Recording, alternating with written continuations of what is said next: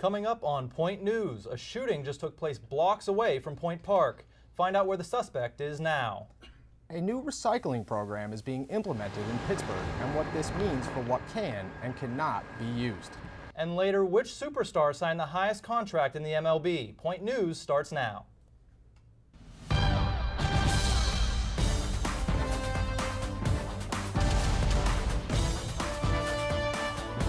Live from the Point Park University Broadcast Center in downtown Pittsburgh, this is Point News.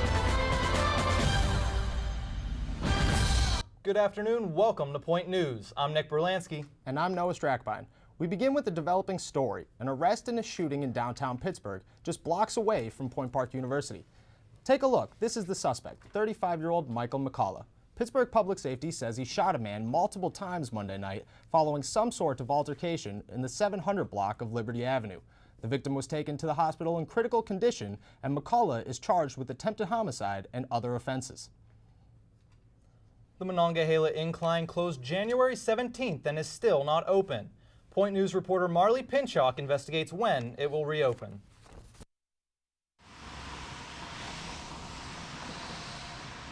The Monongahela Incline is an essential source of transportation for many Mount Washington commuters, but due to water damages, this incline is shut down 6 to 8 weeks, which leaves commuters to find temporary transportation solutions. According to a 2019 Port Authority press release, a water main break along Grandview Avenue in Mount Washington recently flooded the upper station. Crews are working daily to clean up the water and repair significant damage to both the internal mechanics of the incline and the building structure. While the Monongahela Incline is under construction, Port Authority is offering shuttle buses for Mount Washington commuters to get to and from downtown Pittsburgh. According to portauthority.org, a one-way shuttle fee is $2.75 without a Connect card.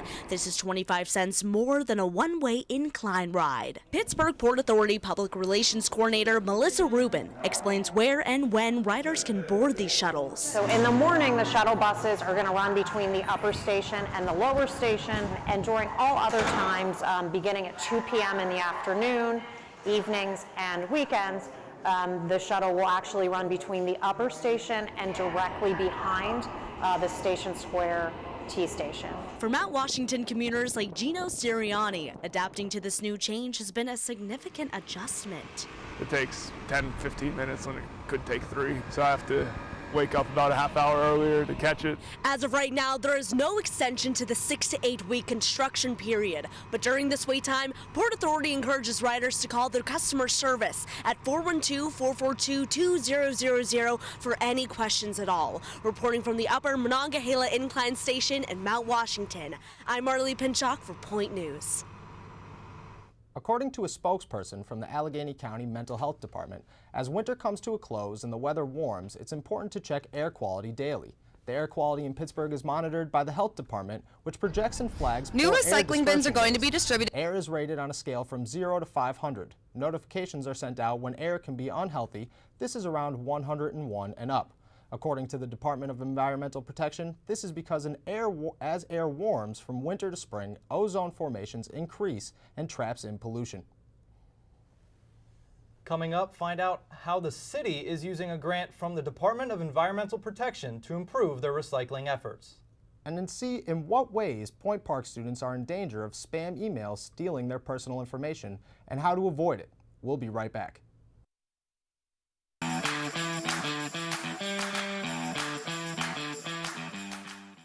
What's one word to describe CAB? Welcoming. Community. Creative.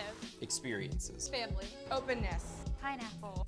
The Campus Activities Board is a student-run organization that consists of 7 different committees. Each focuses on event planning, marketing, and administrative activities. Join us in organizing the juiciest events on campus, from late-night bingo to festive dances to our team bonding meetings. Follow us on Twitter and Instagram at Point Park Cap, or like us on Facebook at Campus Activities Board at Point Park University. Good evening and welcome to Newsnight. I'm Josh Krupp alongside Jess Paterchak. Defending his decision to kick out 15 Cuban diplomats from the United States. Thanks, Allison. Fitness on Demand has returned to Point Park. Residents fear that Mount Agung will have a repeat of 1963's eruption. Two-star NFL quarterbacks made the headlines this week after wrapping up. Thank you so much for joining us this evening. That's your news tonight. For Nick Tomarello, I'm Alex Grubbs. Have a great night.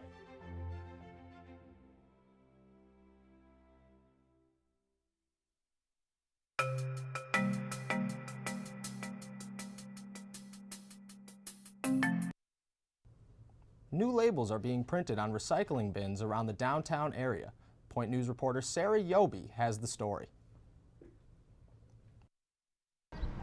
New recycling bins are going to be distributed downtown. At the same time, recycling regulations are changing. Mount Lebanon, Shaler Township, and downtown will all be affected by these changes. According to a city press release from February 12th, an upcoming grant from the Department of Environmental Protection will help cover education on recycling. This includes labels for lids, detailing what can and cannot be recycled. Well, glass in the recycling stream actually shatters when it gets compacted by the compactor trucks, and then the glass shards embed themselves with. According to an executive assistant at the university's physical plant, Point Park has not been immediately affected by these new regulations. However, the university does offer information on the Point Park website about on-campus recycling. Recycling bins are available across Point Park's campus. They're labeled so you can ensure proper separation of recyclables. The recycling page of Waste Management's website details what can and cannot be recycled.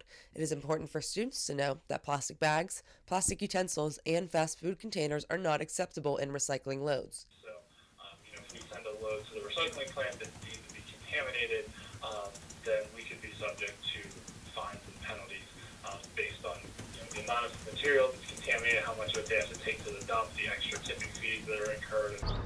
Avid recyclers, please be aware that glass will not be accepted by these companies anymore. Also be sure to check your plastics. I'm Sarah Yobi, downtown Pittsburgh for Point News. Point Park students and faculty have been receiving phishing emails, also known as spam emails, in their inboxes. You may have received one. They look like they are being sent from legitimate sources, but according to Tim Wilson, the Assistant Vice President of Information Technology Services, they are scamming users into giving them credit, and some may even contain viruses. Tim said that the IT department installed a spam software to filter them out, but that no preventative can be foolproof. He asked that students and faculty be extra cautious when opening emails, and then if an email advertisement seems too good to be true, it probably is. According to Director of Point Park Online, Nelson Chipman, the university is beginning an evaluation process over its contract with lynda.com, an online learning service that Chipman says is often used by cinema and broadcast production classes. The contract will expire on July 31st. However, a renewal would allow the service to remain available to students for another 3 years. Data from lynda.com's usage reviews show that Point Park exceeds the benchmarks for average time spent in a session. Chipman says Point Park Online will know its fate of the campus access to the service by July. Coming up, find out whether your weekend will be dry or wet next. And later, find out how you can apply to become part of USG. We'll be right back.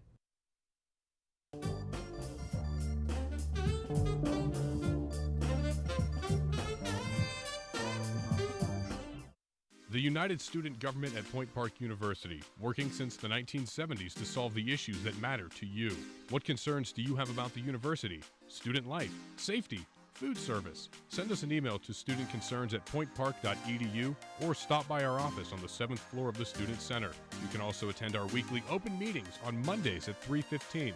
Follow us on social media at USG_PPU for more. The United Student Government, by the students, for the students. The Point Park Sports Network, bringing you live coverage of Pioneer Athletics on Stretch Internet, the home of the River States Conference and the NAIA. Subscribe today for complete access to the Point Park volleyball, baseball, basketball, and soccer teams. Watch live and on-demand broadcasts, and don't miss a minute of Point Park Athletics. Head to pointparksports.com/live for broadcast listings. The Point Park Sports Network, your streaming home for Point Park Athletics. 55% of all U.S. multiracial adults have been subjected to racial slurs or jokes. Where were you born? Being smart? Pale, for a Filipino to go back to Mexico. There goes that black boy over there. You like fried chicken because you're light skinned, you are a cop, you think that you're better than us. The N-word. They're good at jumping or climbing. Border hopper, made taco, English your second language. Where's your green card? Cut the jokes, stop the stereotypes.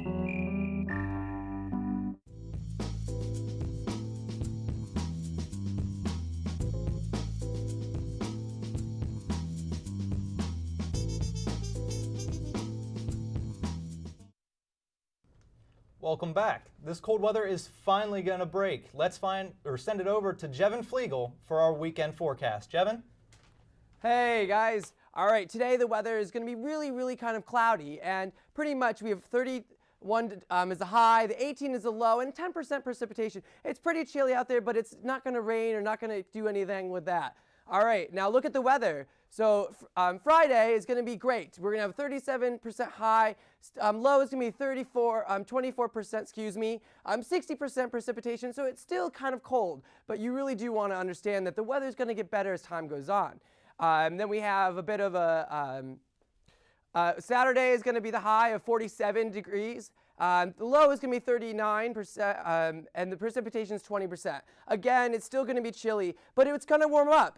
Sunday is going to be 57, and the low is going to be 33%, and the 20% precipitation. So it's going to get warm up soon enough. We'll have that time where we can start wearing shorts soon enough. So that's going to be the weather for this weekend. Back to you guys. The Philadelphia Phillies ended their offseason with a bang, signing all-star outfielder Bryce Harper. Harper's 13-year, $313 million deal makes him the highest-paid player in American sports history. The 2016 MVP batted in 34 home runs last season, finishing the season with a 4.96 slugger percentage, while earning his 6th All-Star appearance in 7 years. Harper joins Manny Machado as the 2 highest-paid players in Major League Baseball. The Phillies will open their season on March 28th at 3:05 p.m. versus the Braves. A new internship has sparked at Point Park. I had the chance to talk to students about it. Electronic sports, or esports, is a form of competition using video games, and Point Park's newest program teaches students about this growing industry. Last semester, Point Park's Roland School of Business began to showcase its interest in the esports industry. The school offered the first ever esports class to students in the Sports Arts and Entertainment Management major. This class runs in coordinates with both the Point Park Esports Club and the Point Park Esports Internship Program to form the overall Point Park Esports program. Last November, this program featured a Super Smash Bros. Tournament that highlighted the inaugural semester for the class. Some members of the program have already gained enough interest in esports that it could be a career path after graduation. I'm the content manager for the internship, so I'd be doing stuff more like writing, doing content for teams, stuff on that realm. I'm definitely going to work in esports after college. I've already been looking at jobs, internships for the summer. This program is meant to teach students about the marketing, promotions, and legal issues that are all tied in with the esports industry. On February 22nd, the Esports Internship Program hosted a gaming night in the West Penn lobby. Students enjoyed pizza and snacks while playing games such as Super Smash Bros., Mario Kart, and NHL 19, among others. The esports industry is growing and gaining popularity all over the world, so I talked to some students at the event to get their views on one of Point Park's newest programs. I think it's kind of diversifying the landscape in terms of types of students that could be coming to Point Park. I really think it's cool that they're doing events like this and people can come here and relax and just play some video games for a few hours and have a good time. The School of Business expects to expand the use of esports on the university, which might even see Point Park adopting an esports team managed by the Roland School of Business. Reporting in West Penn Hall for Point News, I'm Nick Berlansky. And coming up, find out how the upcoming USG elections will impact students. Stay tuned. For the president and vice president, you do the same application process, but you do have to have, at least for right now, a full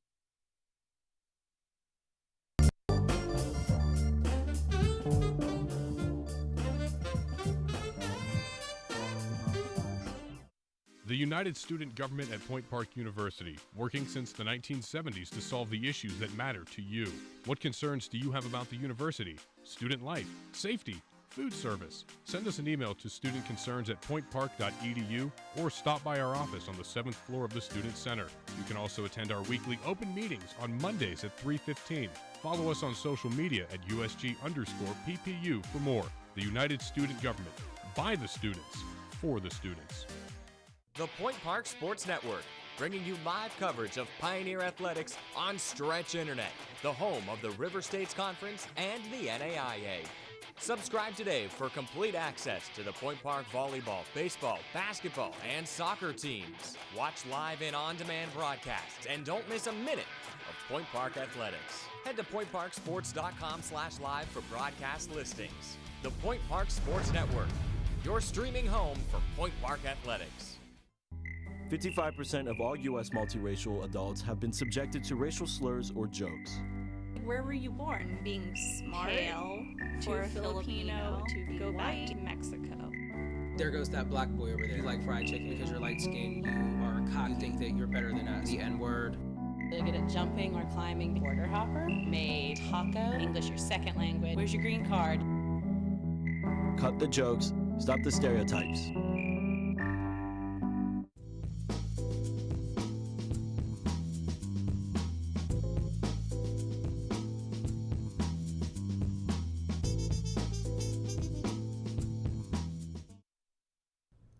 The United Student Government at Point Park will be holding their annual debates this year on March 19th in Lawrence Hall, room 200, from 6 to 9 p.m. This year's debates will follow more of a town hall meeting style. Candidates will stand in front of a live audience, and a monitor will ask the audience for questions. USG Communications Director Shelby Fink provides more details on positions available. For the president and vice president, you do the same application process, but you do have to have, at least for right now, a full semester being on USG, just so you have that background and you're not just thrown into it. But then you have to be elected by the student body, so the entire student body will vote on them, and then the majority wins. And then for the cabinet members, like communications director, parliamentarian, treasurer, and recording secretary, they're appointed by the president. Applications are due today in room 704 by 4 p.m. On February 28th, Planned Parenthood of Western Pennsylvania took to Facebook stating that a temporary gap fund had been set up to help their doors stay open. This announcement comes a few days after the Health and Human Services Department released an official Title X ruling barring Title X funds from being used in programs where abortion is a family planning option. Planned Parenthood says that they serve 36% of the Title X patients in the area. This new rule would prevent these patients from receiving care at Planned Parenthood locations. An estimated $1.2 million would be required to sustain Planned Parenthood for the next 2 fiscal years. Currently, $310,000 have been raised. Pittsburgh won't need much luck to get a big crowd to downtown for the St. Patrick's Day Parade. Mark your calendars, the event is being held this Saturday, March 16th, the day before the holiday. And the city is ready by teaming up with Uber, Lyft, and Z-Trip to promote safe travel between the city and the South Side on the day of the event. There will also be 2 shuttles available for St. Patrick's Day revelers. Well, there you had it. We have 1 week until St. Patrick's Day. Do you have any plans for St. Patrick's Day? None so far, but I definitely am going to hit up Market Square. As everyone knows, you can have alcohol outside in Market Square. It's no longer an alcohol-free zone. As of 2 o'clock, parade starts at 10. How about you, Nick? I plan on staying downtown. That's what I've done the last couple of years, just the atmosphere, having with friends, being near the parade. It's a really cool thing to do. When I was at home, there's not many parades, really. So the St. Patrick's Day is definitely one of my favorite parades. Definitely. Gets all the Irishmen out, and everybody has a beer. It's a great holiday, Yeah, so you said you're staying downtown, going to Market Square? Market Square, probably go to South Side for a little while. The usual. Pittsburgh gets pretty rowdy, but it's very, very big city. A lot of options, as you know. Yeah. I mean, obviously, this is only my second St. Patrick's Day, so. Oh, really? Only your second in Pittsburgh? So really? I'll be very excited for the event that's coming. And like you said, Uber and Lyft is preparing for this. Those rates can get pretty high, but That's all for this week. Thanks for watching. Point News will be back next Thursday at 2 p.m. Have a great week, Pioneers.